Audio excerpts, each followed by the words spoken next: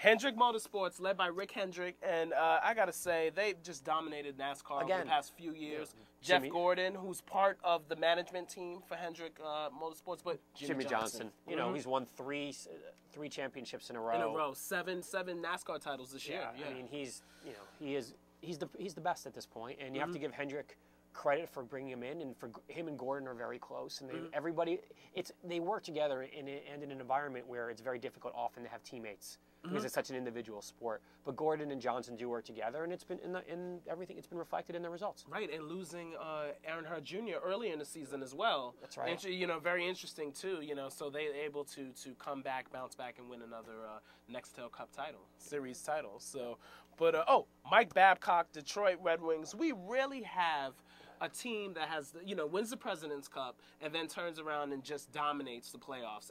And I mean, talk about Babcock and just Detroit in general with Scotty Bowman, the earlier years of Scotty Bowman, but Babcock has really made them consistent. You know what? The last 15 years, there's been no more consistent team in sports than the Detroit Red Wings.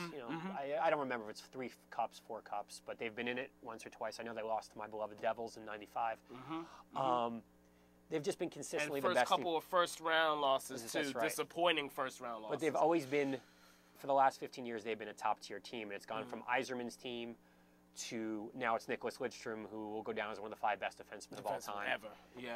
And then Zetterberg, came up. Henrik Zetterberg came out, and it was his coming-out party. It's the team. Yeah, it's the preeminent team in the NHL. And Mike Babcock has taken over flawlessly for, I believe it was Dave Lewis, and then Bowman prior to that. And it's just been a great run for them. Yeah, definitely. And moving on to, talk about the significance of Hugh McCutcheon. Most people have kind of forgotten about this. Hugh McCutcheon is the coach of the U.S. men's volleyball team.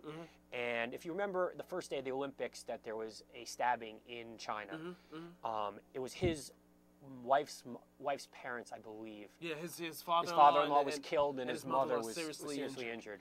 And this underdog team who hadn't won a gold medal since 1988 with Karch Karai and Steve Timmons, and as an underdog, they ran through the tournament. And this would have gotten, I think, a lot more press if it wasn't the last game, if it was not the last event in the Olympics outside of the marathon. And they beat the defending champion Brazil in a great 4-game battle, beat Russia in the semis in 5. Right. And it's just a phenomenal story, and you have to give both the team and him credit for being able to hold it together in such an unconscionable situation. Amazing. And we're going to talk more about the success of USA Volleyball later on in the show. But Tom Coughlin, we're both Giants fans, but he has, when you talk about the entire year of 2008, Tom Coughlin from the Super Bowl championship in early February 2008, and then with the Giants, no one thought experts thought they wouldn't even make the playoffs. Yeah, and they have the #1 seed in the NFC and arguably the best team in football. Yeah, I mean, you look at the beginning of 2008, and it's funny because in 2007, I would have been one of the people that wanted them out because they had underachieved, although no one really saw this coming. And starting in January, you have the wins over Tampa and Green Bay. Tampa in Dallas, the Ice Bowl Part 2 in Green Bay. You beat New England, the unbeatable team, you win that.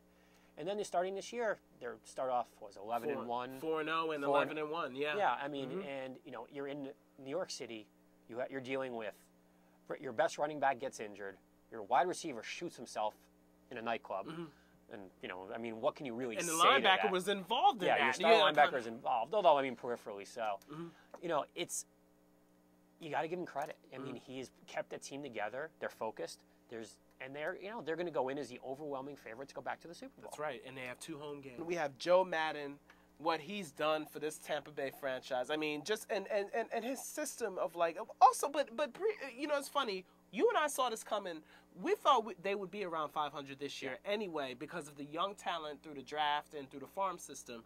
But from 70 to 97 wins in the AL, it's unbelievable. I mean, Madden said at the beginning of the year that he thought they could win 81 games. Well, they did. They also won 20 more. But they're young, they're talented, they're run by a guy who was made to manage in this century. He is a player's coach. He gets it. Yeah. And was with the Angels organization before for a long time. I think 20 some odd years. So that winning pedigree. Yeah, winning pedigree with Sosha and they've just you know, what can you say? They've been fantastic, and it was a great run.